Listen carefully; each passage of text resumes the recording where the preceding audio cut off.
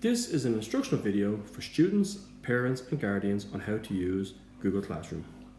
The first thing I'll need to do is visit the app purchasing store on my device. This is an iPad, so I will visit the App Store.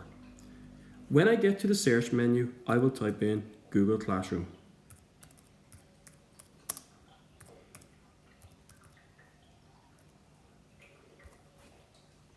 This will bring me to the app that I want to purchase. And we can see here Google Classroom has a picture with a green backing. I have previously downloaded this to speed it along.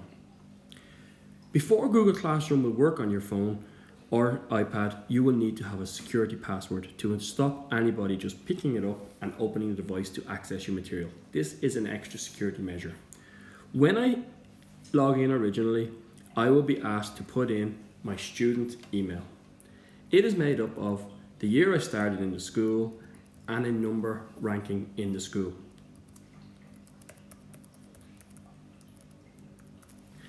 And my email is at carndonagh.cs.ie. I will now enter my password. I was given a generic password which I will now be asked to change. My new password must be 8 digits long, or 8 characters long. So we encourage students to use what we call a passcode. This might involve something along the lines of, I started national school in 2005. I started national school in 2005. The reason we suggest passphrases like this is that it's unique to somebody and it's made up of random letters if it's left lying around. You will now be asked if you are a student or a teacher. So I will click Student.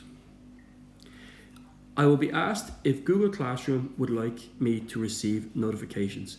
This is a good idea to accept. It means as a teacher puts up work on Google Classroom, you will get notifications to your device to say it has arrived. So I will click Allow. This is the home screen. You will have no classes initially, but as you visit each teacher, they may give you a classroom code in order for you to join their class. I am going to join a first year math class. So I click the plus and I click class code. The code that I have been given is 9K3VC2. Letters always tend to be small for these codes. So if you get what looks like a large 0, it's more likely to be the 0 rather than an O. If you input any digit incorrectly, you will have a problem joining the class and may need to speak to your class teacher. So when I join this class, it may take a minute or two, and it brings me to Mr. Humphrey's class for first year maths. If I go back out to all my classes on the home page, they will list here. So it's first year maths, junior cert, and Mr. James Humphreys is the teacher. By joining that class, I can now see what work has been posted. Along here, I can go to first year maths or any other class that I may have, and I can see here that some homework has been posted for me. So when I visit, the homework is based on the circumference of a circle. I can click on this and it will bring me to a PDF worksheet that has been posted. We often recommend that if you're using it for regular work or long questions such as these, you may be better to use an iPad or device larger than a phone. Many students do use a phone on a daily basis, but this could become quite tiresome quite quickly should it be used as the only method to access Google Classroom.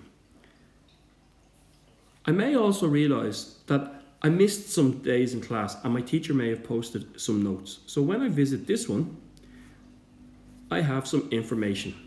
These type of notes replace the traditional writing them down in a hardback only. So they're always online and easily accessible to students. These can also be printed should you feel the need to do so. If a teacher was to give me another classroom code, I could potentially join that. So for example, I may want to join under 17s soccer. So again, I go back to my classes and I have a look here. And I can now add another code. So I have 0, 0, 1, KG, NCN, and I join this class.